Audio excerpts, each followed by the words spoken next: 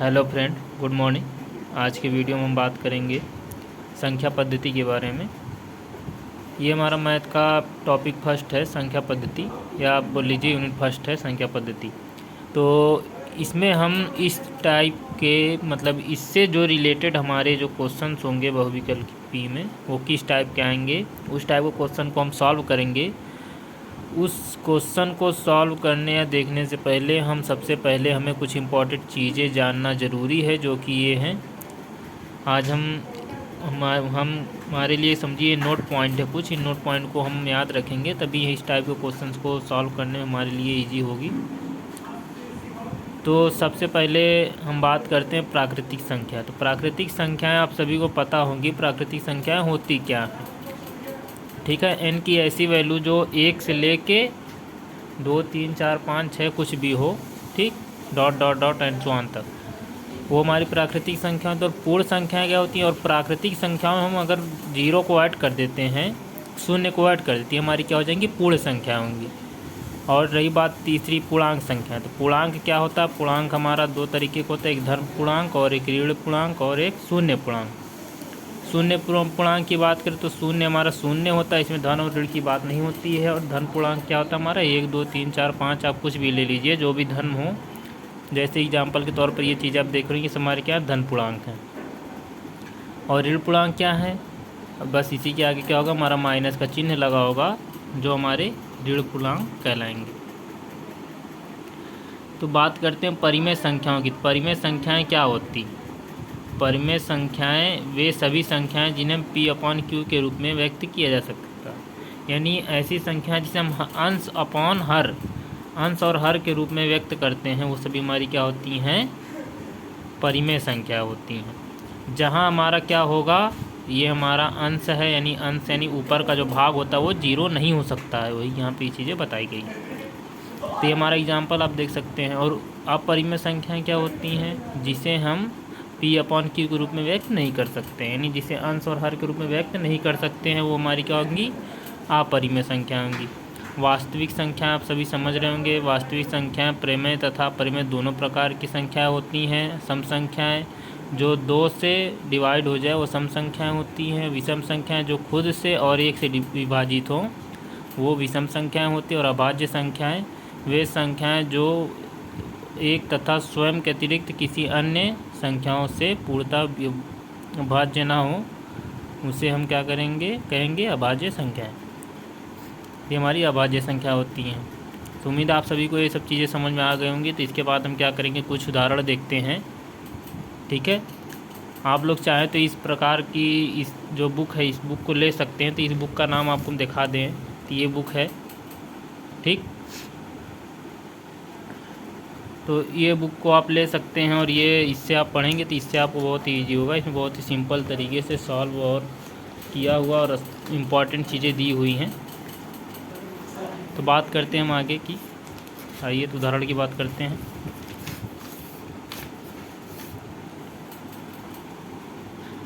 तो ये हमारे देखिए उदाहरण दिए हुए हैं। तो सबसे पहले बात कर रहा है यहाँ पे प्रथम 100 प्राकृतिक संख्याओं का योगफल।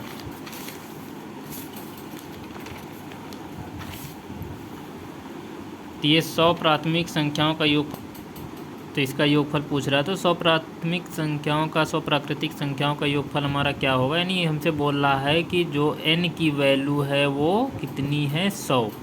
तो n प्राकृतिक संख्याओं का योगफल जो होगा वो कितना होगा, ये हमसे पूछा है। तो ये हमारा फार्मूला है, आप चाहे तो इस फार्मूले को याद कर लें, n ब्रैकेट में n+1/2। तो यहाँ पे हम n की वैल्यू 100 को पुट करेंगे तो हमारी वैल्यू में मिल जाएगी 50/50, यानी आप बोल सकते हैं इसे 5050। ये 100 प्राकृतिक संख्याओं का योगफल है। एंड सेकेंड उदाहरण की बात करें तो सेकेंड उदाहरण हमारा दिया हुआ है, यदि 7, 3, 8, A, 6A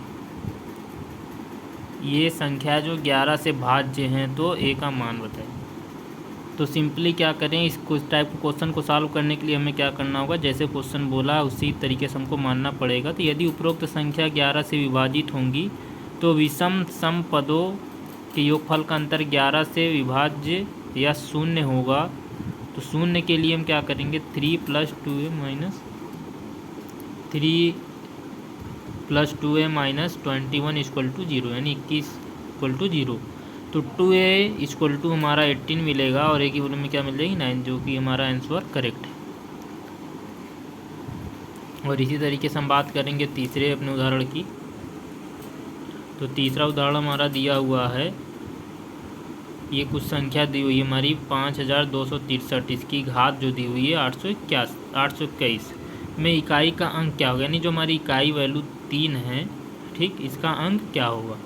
तो इससे बात करते हैं। तो आंसर हमारा 3 हमको दिख रहा, पता चल रहा है, लेकिन ये कैसे, तो ये चीज़ें आपको देखनी होगी। घात को हम क्या करेंगे, 205 का 4 से मल्टीप्लाई करेंगे तो हमें मिल जाएगा 820, और उसमें 1 को ऐड कर देंगे तो हमें मिल जाएगा 821। 1 क्या हमारा इकाई है, तो 3 की पावर 820 प्लस इंटू 3 की पावर 1 में इकाई का अंक क्या होगा, 3 की पावर 1 इकाई है, और इसका अंक क्या होगा, इक्वल टू 3। तो ये हमारा 3 आंसर करेक्ट है। तो यदि उदाहरण 4 की बात करें तो उदाहरण 4 हमारा इस टाइप का है। तो 3 के 4 क्रमागत गुणज का योगफल 162 है, उनमें बड़ी संख्या क्या होगी। तो क्वेश्चन को यहाँ समझना है, 3 के 4 क्रमागत गुणज का योगफल, गुणज यानी गुणा, उसका योगफल कितना, 162। तो हम 3 के 4 क्रमागत संख्या लेंगे, एक x, x + 3, x + 6, x + 9, ये हमारी 4 हो गई क्रमागत संख्या, जिसका योगफल क्या है, 162। अब इन चारों को क्या करेंगे, हम लिख दिए, इन चारों को टोटल ऐड करेंगे तो 4x + 18 यानी 18 इक्वल टू 162। तो x की वैल्यू क्या मिल जाएगी हमें, 162 - 18 डिवाइड बाई 4, तो x की वैल्यू 36 आ जाएगी, जिसको हम सबसे बड़ी संख्या में रख देंगे। तो यानी x + 9 में इसको पुट करेंगे x की वैल्यू, तो 36 + 9 इक्वल टू 45। तो हमारा 45 आंसर करेक्ट। ये हमारा नेक्स्ट क्वेश्चन है। तो उदाहरण के तौर पे बात करते हैं हम। ये देखिए, ये हमारा उदाहरण 5 हमारा क्या दिया हुआ है, 5 3 3 2 6 2 4 निम्न में से किस संख्या से विभाजित होगी, यानी ये जो संख्या है वो किससे विभाजित होगी। तो ये हमारा किससे विभाजित होगा, 11 से। 11 से कैसे विभाजित होगा, इसके लिए आपको क्या बोला गया, अतः संख्या 4 से विभाजित होती है तथा संख्या की इकाई, दहाई तथा सैकड़े से बनी संख्या 8 से विभाजित होती है। अतः संख्या 8 से विभाजित होती है तथा संख्या के विषम स्थानों के अंकों का योग तथा सम स्थानों के अंकों का योग का अंतर, ये जो चीज़ें बोला हुआ है उसका योग और अंतर, यानी इसका मतलब देखिए, ये हमारा क्या होगा, ठीक है। तो ये देखिए, पहली संख्या हमारी क्या है, विषम, तुमने लिख लिया विषम। दूसरी संख्या क्या हमारी सम, तुमने लिख लिया सम। और तीसरी संख्या क्या हमारी विषम, तो इसको विषम में ऐड कर दिया। और चौथी संख्या हमारी क्या, सम, तो इसको सम में ऐड कर दिया। और पांचवी संख्या हमारी क्या है, विषम, तो इसको विषम में ऐड किया। और छठी संख्या हमारी क्या है, सम, तो इसको सम में ऐड किया। और सातवीं संख्या क्या हमारी, विषम। तो इन सभी का इसमें बोला है विषम के स्थानों के अंकों का योग तथा सम के स्थानों के अंकों का योग का अंतर। हमने विषम संख्याओं का योग किया और अंतर में सम संख्याओं का स्थानों के अंकों का अंतर किया। दोनों में से इसको क्या कर दिए, विषम को सम से सब्ट्रैक्ट कर दिए, हमें वैल्यू क्या मिल जाएगी, 11। यानी जो हमारी संख्या होगी वो किससे विभाजित होगी, 11 से, यानी 11 से। तो उम्मीद आप सभी के क्वेश्चन समझ में आ रहा होगा। और छठा क्वेश्चन बात करती है श्रेणी क्रम की बात किया हुआ है, 20 पदों का योग क्या होगा। ये क्वेश्चन आप हाई स्कूल में पढ़े होंगे, तो उम्मीद आप सभी को क्वेश्चन आता होगा। और नहीं आता तो कोई बात नहीं, आप सिंपली ये फार्मूले की बात कर लीजिए। इसी फार्मूले में इस क्वेश्चन को, अगर इस टाइप का क्वेश्चन आता है तो इसमें N S D A D की वैल्यू को पुट कर दीजिएगा, वैल्यू आपको मिल जाएगी। और आज बात करते हैं हम सातवें क्वेश्चन के, 2 अंकों की एक संख्या के योग का अंकों का योग 12 है। यदि अंकों के स्थान के आपस में परिवर्तन कर दिया जाए तो प्राप्त मूल संख्या 18 से ज़्यादा हो जाती, तो मूल संख्या क्या होगी। तो क्वेश्चन बहुत आसान है, बस आपको समझना है। आप एक संख्या मान लीजिए, जो हमारा 2 संख्या मान लीजिए, इकाई दहाई, जो x तथा y है, मूल संख्या क्या हो जाएगी हमारी 10x + y। तो x plus y equal to 12, 10y plus x equal to 10x plus y plus 12, इसलिए क्या हो गया 18 ज़्यादा हो जाती है।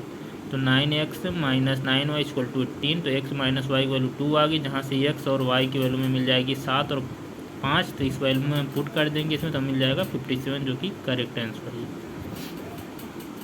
तो उम्मीद आप सभी के क्वेश्चन समझ में आए होंगे, ठीक।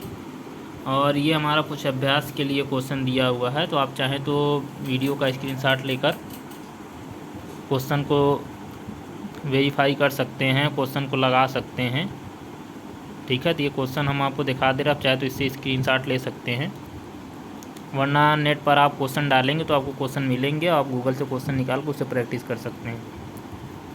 तो आज के वीडियो में इतना ही रखेंगे, और अगले वीडियो में हम बात करेंगे ये जो सभी क्वेश्चन दिए हुए इसके आंसर की बात करेंगे। आज के लिए इतना ही, धन्यवाद।